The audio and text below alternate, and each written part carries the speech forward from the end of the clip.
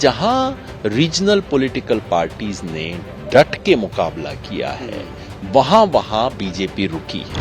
ममता बनर्जी ने कहा कि परसिवरेंस और वो जो डिटर्मिनेशन, ममता और क्षमता, वो क्षमता जो थी वो बड़ी अद्भुत किस्म की थी। ममता बनर्जी, अरविंद केजरीवाल, किसान आंदोलन, जो जमीन पे बैठ गया और कहा कि मैं मुकाबला करूंगा, वो जीता है। जो इस देश के संविधान से, संविधान के मूल्यों से प्यार करते हैं, उन लोगों का आज एक ही धर्म है, किसी भी तरह से इस देश में सत्ता पलटनी चाहिए।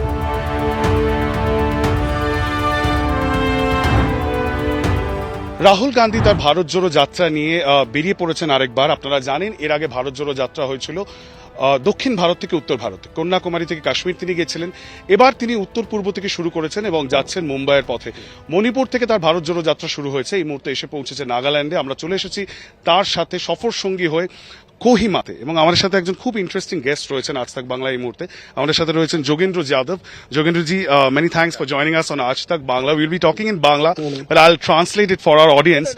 আমি বাংলা বুঝতে পারি কিন্তু ভালো করে বলতে পারি না। এটা তো খুব ভালো ব্যাপার। মানে রাজনীতি নিয়ে আলোচনা করলে আমরা ভাষার কখনোই অন্তরায় হয় না, কিন্তু আপনারা সবাই যোগেন্দ্র যাদবকে চেনেন।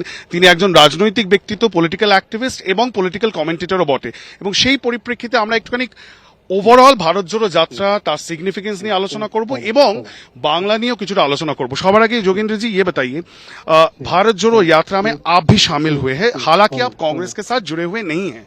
क्यों आपको लगता है भारत जोड़ो यात्रा इतना इम्पोर्टेंट है? इसकी अहमियत इस वक्त क्या है? এর গুরুত্বটা কতটা এই মুহূর্তে? हम भारत जोड़ो अभियान की तरफ से हैं। भारत जोड़ो अभियान एक प्लेटफॉर्म है जिसमें देश भर के जन आंदोलन, जन संगठन शामिल हुए हैं।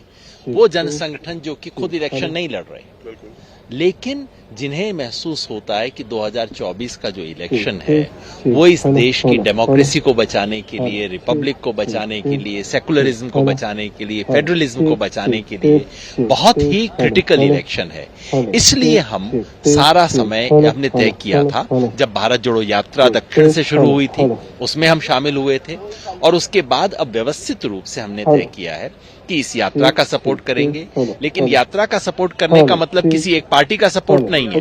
इस इंडिया कोalition में जितनी भी पार्टी हैं, हम सबको समर्थन करना चाहते हैं। हम चाहते हैं कि इंडिया कोalition, क्योंकि 2024 का जो इलेक्शन है वो सिर्फ संसद का चुनाव नहीं है, वो एक तरह से संविधान सभा का चुनाव है। क्योंकि अगर इलेक्शन ये गया तो संविधान गया इस देश का। तो जो इस देश के संविधान से, संविधान के मूल्यों से प्यार करते हैं, उन लोगों का आज एक ही धर्म है, किसी भी तरह से इस देश में सत्ता पलटनी चाहिए। আপনি কিছু কিছু জায়গায়, যেমন আমি এবার একটু পশ্চিমবঙ্গের ক্ষেত্রে আসি এবং আমি ইন্ডিয়া অ্যালায়েন্স নিয়েও কথা বলবো, যেহেতু আপনি মানে খুব গভীরে নাম্বার নিয়েও ডিল করেন রাজনৈতিকভাবে।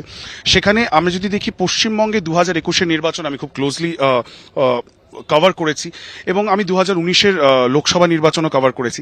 পশ্চিমবঙ্গে 2021-এ তৃণমূল কংগ্রেস যেভাবে, যেটাকে বলা হচ্ছে ইন্ডিয়া জোটের মধ্যে, তারা মনে করছে এটা তাদের সাকসেস মডেল, তারা বিজেপিকে আটকাতে পেরেছেন। তাদের যে মডেল, এবং সেখানেও একটা ইমোটিভ ইস্যু ছিল। মমতা বন্দ্যোপাধ্যায় বলছিলেন বাংলা নিজের মেয়েকে চাই, এবং কোথাও গিয়ে বাঙালি এবং বাঙালির আইডেন্টিটি পলিটিক্সটাকে তিনি আগে নিয়ে এসেছিলেন, সেখানে গিয়ে হিন্দুত্ব পলিটিক্সকে তিনি আটকাতে পেরেছিলেন। এই জায়গায় দাঁড়িয়ে মমতা ব্যানার্জির যে মডেল, সেই মডেলের মধ্যে থেকে কি কোনো লেসন রয়েছে ইন্ডিয়া পার্টনারদের? बिल्कुल, दो तीन बात आपने कही। एक तो ये कि ममता बनर्जी ने इसको आइडेंटिटी के सवाल को, बंगाल की अस्मिता के सवाल को एक इमोटिव क्वेश्चन बना दिया है ना। अब आप देखिए, जो हमारे लद्दाख के बॉर्डर पे हो रहा है इस वक्त, उसको क्यों नहीं इमोटिव इशू बनाया जा सकता? तो वही मैं कह रहा हूं, मुद्दा बनाने से इमोटिव बनता है, दूसरा नहीं। और दूसरा इसमें ये एक और सीख है, वो ये, जहां रीजनल पॉलिटिकल पार्टीज ने डट के मुकाबला किया है, वहां बीजेपी रुकी है। और एक और चीज मैंने कहा है, जिसने भी बीजेपी, मोदी सरकार, मोदी रिजीम का डट के मुकाबला किया है डिटरमिन्ड तरीके से जमीन पे, बीजेपी हारी है। ममता बनर्जी, अरविंद केजरीवाल, किसान आंदोलन, जो जमीन पे बैठ गया और कहा कि मैं मुकाबला करूंगा, वो जीता है। परसिवियरेंस बिल्कुल उसकी जरूरत है और उसके अभाव में हुआ है। तो इंडिया अलायंस के लिए ये सब लेसन है। बंगाल से बहुत कुछ सीखने को लेसन है, क्योंकि बंगाल में बीजेपी ने पैसा डाला, मीडिया खरीद लिया, सब कुछ कर दिया, प्रताड़ित भी किया, सब कुछ किया, लेकिन आखिर में ये जो फर्क है उससे वो हुआ कि ममता बनर्जी ने कहा कि परसिवियरेंस और वो जो डिटर्मिनेशन, ममता और क्षमता, वो क्षमता जो थी वो बड़ी अद्भुत किस्म की थी। কিন্তু এখানে স্যার সমস্যা যেটা মানে এই মুহূর্তে ইন্ডিয়া অ্যালায়েন্সের এত আলোচনা হচ্ছে, কংগ্রেস পার্টির সাথে তৃণমূল কংগ্রেসের আলোচনা চলছে যে পশ্চিমবঙ্গের বুকে সিট শেয়ারিং হবে কিনা, এবং তার মধ্যে বাম দলগুলো রয়েছে। বামেদের সাথে কংগ্রেসের একটা অফিসিয়াল অ্যালায়েন্স 2016 ইলেকশন থেকে, অ্যাসেম্বলি ইলেকশন থেকে রয়েছে, কিন্তু দেখা যাচ্ছে বাম এবং কংগ্রেসের অ্যালায়েন্স হওয়ার পর না কংগ্রেসের লাভ হয়েছে না বামেদের লাভ হয়েছে। এই মুহূর্তে পশ্চিমবঙ্গের রিয়ালিটি হলো অ্যাসেম্বলিতে, বিধানসভাতে না বামের কোনো পরিস্থিতি রয়েছে না কংগ্রেসের কোনো উপস্থিতি রয়েছে। সেই জায়গায় দাঁড়িয়ে মমতা বন্দ্যোপাধ্যায় বারবার বলছেন যে তিনি কংগ্রেসের হাত ধরতে চান, কিন্তু কংগ্রেস দলটি, বিশেষ করে প্রদেশ কংগ্রেস, তারা এখনো কনফিডেন্ট নয়। কংগ্রেসের অস্তিত্ব সংকটের একটা প্রশ্ন আসছে। তার মাঝখানে আমরা জানি রাহুল গান্ধী আর কয়েকদিনের মধ্যেই পশ্চিমবঙ্গে প্রবেশ করবেন, এবং উত্তরবঙ্গ যেখানে কংগ্রেসের কিছুটা হলেও নর্থ বেঙ্গলে সাপোর্ট রয়েছে সেখানে উনি যাবেন। সেই জায়গায় দাঁড়িয়ে আপনার কি মনে হয় রাজনৈতিক বিশ্লেষক হিসাবে যে কংগ্রেস এবং তৃণমূলের একসাথে আসা প্রয়োজন আছে পশ্চিমবঙ্গের বুকে, যাতে অ্যান্টি মোদি বা অ্যান্টি বিজেপি যেই ভোট সেটাকে স্প্লিট না হোক, এবং সেক্ষেত্রে বামেদের রোল কি হবে? ভাই আমি তো পলিটিক্যাল ऑब्जर्वर নয়, কিন্তু আমি আমার কথা বলছি। मुझे जो खुद महसूस होता है वो ये है कि इंडिया कोalition बन गया है। ममता बनर्जी, तृणमूल कांग्रेस उसका हिस्सा है, कांग्रेस उसका हिस्सा है। उसके बाद अब दोनों का दायित्व है कि बंगाल में तो सीट एडजस्टमेंट होना ही चाहिए। सीपीएम की पोजीशन, लेफ्ट की पोजीशन थोड़ा अलग है, दो तीन कारणों से। एक तो इंडिया कोलिशन आइडियोलॉजिकली सीपीएम का कमिटमेंट पूरा है, मैं मानता हूं बीजेपी को हराने में उनका कमिटमेंट भी है, उनका सेक्रीफाइस भी है, उनका एक नीचे से सपोर्ट भी रहेगा।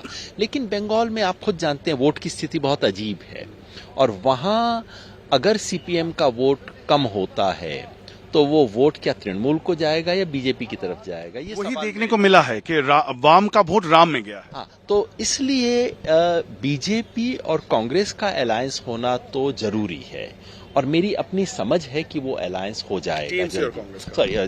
टीएमसी और कांग्रेस का अलायंस होना तो अनिवार्य है, और मेरी ऐसी समझ है, इंडिया कोएलिशन के एक शुभचिंतक के नाते मेरी समझ है कि यात्रा के बंगाल में पहुंचने तक ये एक सीट एडजस्टमेंट हो जाएगा, ऐसी मेरी उम्मीद है। इसमें दोनों की, कांग्रेस की जिम्मेवारी इसलिए बनती है कि वो एक नेशनल पार्टी है, कांग्रेस कई स्टेट्स में ले सकती है, तो Congress can afford to be more generous. আপনি রাহুল গান্ধীর সাথে খুব ক্লোজলি যাত্রাপথে যাচ্ছেন, আপনার কি মনে হচ্ছে কোথাও, কারণ মমতা বন্দ্যোপাধ্যায় কিন্তু বারবার সোনিয়া গান্ধীর সাথে যেরকম একটা ওনার রিলেশনশিপ রয়েছে, যেরকম ভাবে উনি আলোচনা করতে পারেন, রাহুল গান্ধীর সাথে তিনি ততটা করতে পারছেন না, একটা জেনারেশনাল গ্যাপ রয়েছে, সেটা কিন্তু তিনি কাটাবার চেষ্টা করেছেন। লাস্ট যতগুলো ইন্ডিয়া অ্যালায়েন্সের মিটিং হয়েছে তিনি বারবার রাহুল গান্ধীকে খুব স্নেহ দেখিয়েছেন।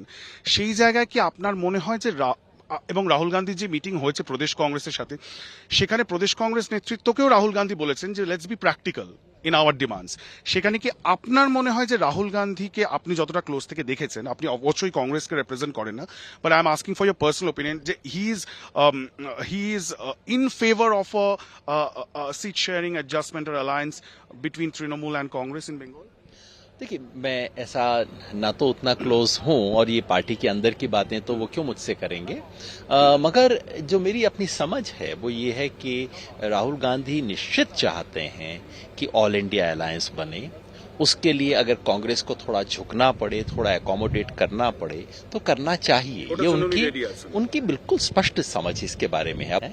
অনেক অনেক ধন্যবাদ। যোগেন্দ্র যাদব আমাদের সাথে ছিলেন। আমরা এই মুহূর্তে কোহিমাতে রয়েছি, আমরা নাগাল্যান্ডে রয়েছি, এবং আমরা বোঝার চেষ্টা করলাম যে এই যে ভারত জোড়ো যাত্রা হচ্ছে, যে বাস আপনাদেরকে দেখাচ্ছি, এখানে শুধুমাত্র যে কংগ্রেস পার্টির নেতৃত্ব রয়েছেন তা নয়, ইন্ডিয়া জোটের কিছু শরিক দল তারাও কিন্তু এর শুরুতে ছিলেন, এবং যোগেন্দ্র যাদবের মতো যারা রাজনৈতিক বিশ্লেষক, যাদের একটা রাজনৈতিক পরিচিতি রয়েছে কিন্তু তারা কংগ্রেস দলের সাথে নেই, এবং যারা বারবার করে বলছেন যে ইন্ডিয়া জোট কিন্তু হওয়া খুব প্রয়োজন, তারা ইন্ডিয়া জোটের পশ্চিমবঙ্গের পক্ষে সওয়াল করছেন। সেই জায়গায় দাঁড়িয়ে পশ্চিমবঙ্গের বুকে আমরা দেখতে পাচ্ছি এখনো পর্যন্ত ইন্ডিয়া জোট আদৌ পশ্চিমবঙ্গের নিরিখে হবে কিনা সেটা আমরা জানি না, কিন্তু উনি বলছেন যে যদি বিরোধীরা এককাঠ্টা হয়ে নরেন্দ্র মোদীর বিরুদ্ধে একটা লড়াই তুলে ধরতে পারেন তাহলে বিজেপিকে 272-এর যে ম্যাজিক ফিগার তার মধ্যে সীমিত রাখা সম্ভব। এক, দ্বিতীয় তিনি বলছেন মমতা বন্দ্যোপাধ্যায় দেখিয়ে দিয়েছেন যে বিজেপিকে হারানো সম্ভব, সুতরাং একটা উইনিং ফর্মুলা রয়েছে সেটাকে এগিয়ে নিয়ে যেতে হবে। এবং তৃতীয় তিনি বলছেন যে এই যে বারবার বলা হয় যে মোদি ভার্সেস হু, মোদির বিরুদ্ধে কে, মুখ কে, চেহারা কে, সেইটার মধ্যে না ঢুকে সেটা তিনি বলছেন যে বিজেপির একটা ট্র্যাপ, একটা বিজেপির ন্যারেটিভ, সেটাই না গিয়ে ইস্যু ভিত্তিক করা উচিত। মোদি ভার্সেস কোন ইস্যু যেটা বিরোধীরা তুলছেন। এবং সর্বশেষ তিনি বলছেন যে পথে নামতে হবে, এবং সেই কারণেই হয়তো প্রধান বিরোধী দল কংগ্রেস দল তারা পথে নেমে পড়েছেন। এবং অন্যান্য যারা দল রয়েছে পশ্চিমবঙ্গের নিরিখে অবশ্যই আপনারা দেখছেন বারবার তৃণমূল কংগ্রেসও বিভিন্ন বিষয়ে তারা পথে নামছেন, বামেরাও ইনসাফ যাত্রা করেছে, কিন্তু সেটা অবশ্য রাজ্যের নিরিখে। সুতরাং বিভিন্ন দল তাদের প্রচার শুরু করে দিয়েছে, কোন দিকে এই রাজনৈতিক মোড় নেয় সেটার দিকে আমাদের নজর থাকবে। এবং এই যে ভারত জোড়ো যাত্রা যেটা রাহুল গান্ধী বের করেছেন এবং যেটা নিয়ে এই মুহূর্তে উত্তর পূর্ব ভারত থেকে আস্তে আস্তে তিনি কিন্তু পশ্চিমবঙ্গের দিকে রওনা হয়েছেন, আমরাও রয়েছি তার সাথে এই যাত্রা সঙ্গী হিসাবে। আমরা আসবো পশ্চিমবঙ্গের বুকে এবং দেখব সেখানে কি হয়। ভারত জোড়ো যাত্রা পশ্চিমবঙ্গে ঢোকার আগে তৃণমূল কংগ্রেস আর কংগ্রেসের মধ্যে আঁতাত হয়, নাকি সেই জোট ভেঙে যায় এবং সেটা নিয়ে কোনো রকম কোনো অগ্রগতি দেখা দেবে না, নাকি মমতা বন্দ্যোপাধ্যায় সরাসরি রাহুল গান্ধীর সাথে যোগ দেবেন এই ভারত জোড়ো যাত্রায়, বা তৃণমূল কংগ্রেসের কেউ, আমরা জানি না কি হবে। নজর আমাদের থাকবে, আপনাদের নজর থাকুক আজ তাক বাংলার পর্দায়। এরকম অনেক কন্টেন্ট, এরকম অনেক ইন্টারভিউ, রাজনৈতিক বিশ্লেষণের জন্য অফকোর্স সাবস্ক্রাইব করতে ভুলবেন না আজ তাক বাংলা, এবং ভালো লাগলে অবশ্যই লাইক এবং শেয়ার করবেন।